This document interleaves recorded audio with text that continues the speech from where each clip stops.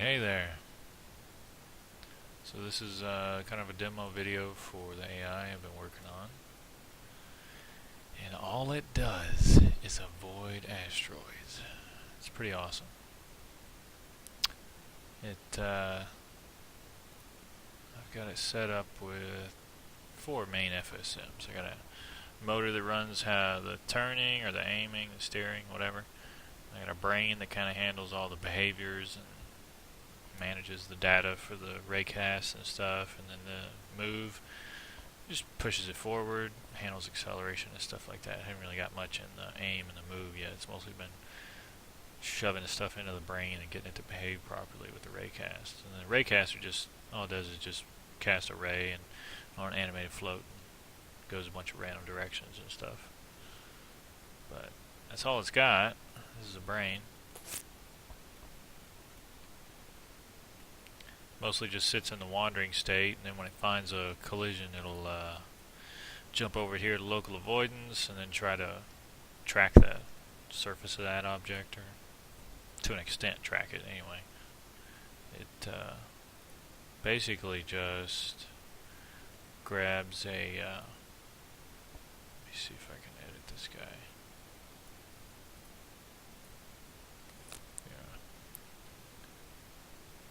It grabs the normal of whatever surface it hits, and then it bounces a ray off of it and puts that as the target position. And the agent, the aiming motor, just sits there and looks for the target.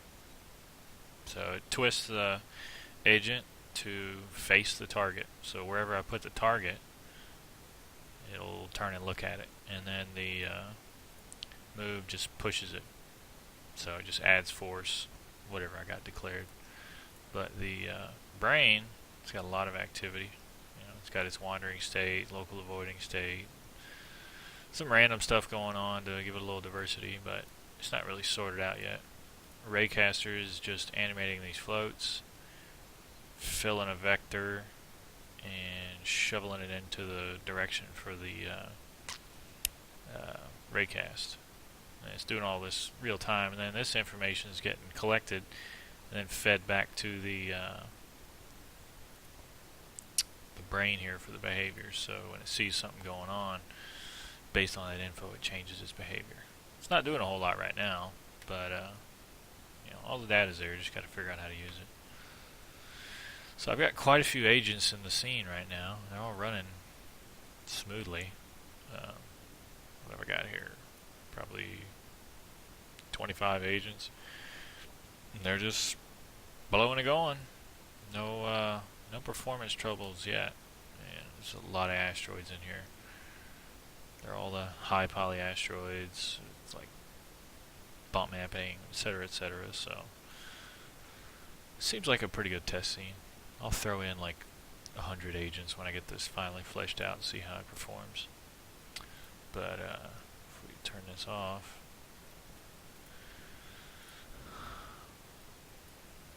local avoidance, all it is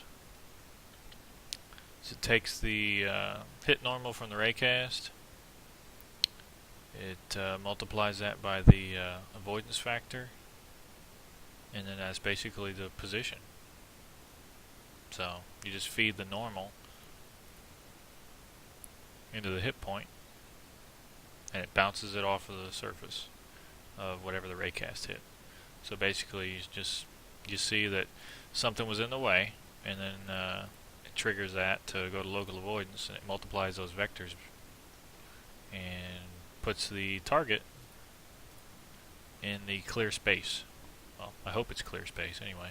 If you bounce off the vector, sometimes it ends up in another asteroid or something, where you can kind of control that by how hard you multiply it. I don't know if it's a good idea. It's a good setup, but it seems to be performing okay. It's just the locomotion driving the guys is a little clumsy, and he runs into asteroids and doesn't turn fast enough. And if you go into a straight flat surface or into like a crevice that's convex or concave, if it's concave, then he'll get lost in the normals. So he'll cast into the concave area, and then he'll never be able to get out. He'll just smash into the asteroid like a big dummy. So I just put in this crashing state for that, so whenever he gets into a situation where he's stuck in this state, it just does a 180-degree turn. But it's kind of just a hot fix for now. Really got to fix the local avoidance to actually avoid things, and then it'll work good. That's basically how it works. It's got an anchor point, which I think is pretty important.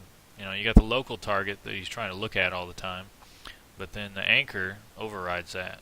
If he's too far away from the anchor, he'll use that as a priority target. So wherever I put the anchor, by default it just parents it off of it's right on top of wherever it starts, and it just drops it, unparents it, and then its start location is basically the anchor. But I could use the anchor to drop it on top of like a player target. If the player gets too close, it moves the anchor to the player, and it can still do all this local avoidance with the local target while its anchor is sitting on the player.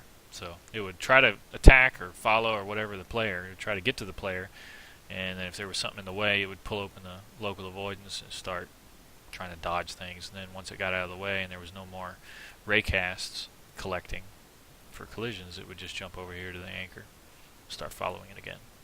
So seems like it might work out in the long term, but we'll see how it goes.